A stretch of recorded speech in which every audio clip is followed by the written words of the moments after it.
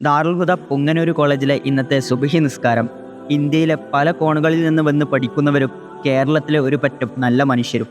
എടുത്തു പറയേണ്ടത് സുബ്ഹിയുടെ ഇമാമിൻ്റെ ഖിറാഅത്ത് തന്നെയാണ്. നിസ്കാരശേഷം പലരുടെയും അന്വേഷണം അവനെക്കുറിച്ചായിരുന്നു. ഷറഫുദ്ദീൻ ഉസ്താദ് എഴുന്നേറ്റ് നിന്ന് കുട്ടികൾക്ക് വേണ്ട നസീഹത്ത് നിർദ്ദേശങ്ങൾ നൽകി.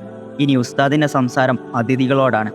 പരലോകത്തേക്ക് വിട പറഞ്ഞു പോകും മുന്നേ സ്വയം നന്നായി അവിടേക്ക് കൊണ്ടുപോവേണ്ടത് സമ്പാദിക്കുന്നതിനെ പറ്റിയുള്ള സംസാരം.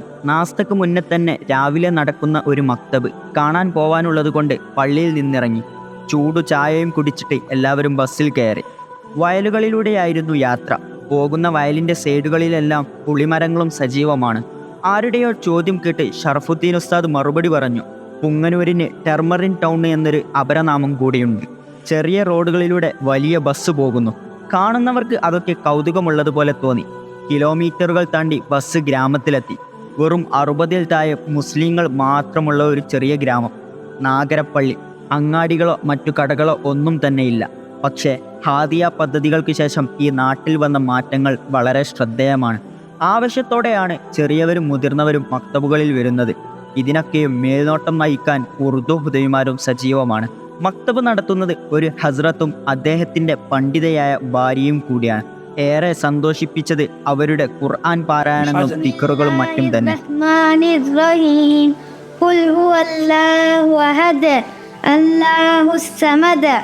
കണ്ടുനിന്ന് യാത്രക്കാരുടെ മനസ്സുകളെല്ലാം പലപ്പോഴായി വിങ്ങിപ്പൊട്ടുന്നത് കാണാനിടയായി. ഒരുപക്ഷെ നമ്മുടെ നാട്ടിലെ സംവിധാനങ്ങളെ കുറിച്ചോർത്തായിരിക്കും. തൊട്ടടുത്തുള്ള വീടുകളും മറ്റും കൂടി സന്ദർശനം നടത്തി. നാട്ടിലെ മുതിർന്ന കാരണവന്മാർ പലരും എത്തിച്ചേർന്നിട്ടുണ്ടായിരുന്നു.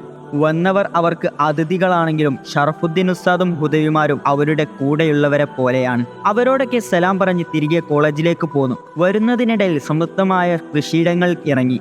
തക്കാളിയായിരുന്നു പ്രധാനി. ഒരു ബോക്സിന് 120 രൂപ മുതൽ 300 രൂപ വരെയാണ് കിട്ടാറെന്ന് ഒരു കർഷകൻ പറഞ്ഞു. ഭക്ഷണവും കുളിയും വിശ്രമവും കഴിഞ്ഞപ്പോഴേക്കും ഹാളിൽ പരിപാടിക്ക് വേണ്ടി സജ്ജീകരണങ്ങൾ തയ്യാറായിരുന്നു. പൂർവ്വ വിദ്യാർത്ഥികളും ഉസ്താദുമാരുമായി പരിചയപ്പെട്ടു. 2009 തുടങ്ങി നാളിതുവരെ കടന്നു വന്ന ചരിത്രം ചുരുക്കി പറഞ്ഞു. കഥകൾ കേട്ട് പലരും വിശ്വസിക്കാൻ പാടുപെടുന്നുണ്ടായിരുന്നു. എങ്കിലും യാഥാർത്ഥ്യം ഇതാണ്. പലരും ഉസ്താദിൻ്റെ അടുത്തു വന്ന് ഓരോന്ന് ഏറ്റെടുക്കാൻ തുടങ്ങി.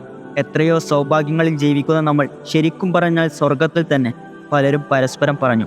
ഉച്ചഭക്ഷണവും കഴിച്ച് എല്ലാവരോടും മടക്കം പറഞ്ഞ് അതിഥികൾ കോളേജിൽ നിന്നിറങ്ങി. ഇനി പോവാനുള്ളത് പടിയുഗിനി എന്ന ഗ്രാമത്തിലേക്കാണ്. ഒരു ഹൈവേയോട് ചേർന്ന് കിടക്കുന്ന ഗ്രാമം. പൊതുവെ നാട്ടുകാരുടെ വലിയ പിന്തുണ ഒന്നുമില്ലാതെ ഒരു ഹസ്രത്ത് കഷ്ടപ്പെട്ട് പഠിപ്പിച്ചെടുക്കുന്ന ഒരു പറ്റം സമുദായം. സഹായികളായി കൂടെ 2 സ്ത്രീകളുമുണ്ട്. കഴിഞ്ഞ തവണ വന്ന ആന്ധ്രാ സഫർ യാത്രാ സംഘമാണ് നിലവിൽ ഇന്നും ഇവിടെ അധ്യാപകർക്ക് ശമ്പളം കൊടുത്തു വരുന്നു എന്ന് ഉസ്താദ് ഓർമ്മിപ്പിച്ചു. സ്കൂൾ അവധിയായിട്ട് പോലും വിരുന്നിനു പോവാതെ പലരും മദ്രസ ക്ലാസ്സുകൾക്ക് വരുന്നുണ്ട് എന്നതാണ് ഏറെ കൗതുകം. മക്തബിൽ നിന്നിറങ്ങി ചുറ്റുമുള്ള ഗ്രാമ കാഴ്ചകൾ കണ്ടു. പുരോഗതിയുടെ വഴിയിൽ കയറാത്ത ചെറിയ ചെറിയ ഗ്രാമങ്ങൾ തന്നെയാണ് ചുറ്റും.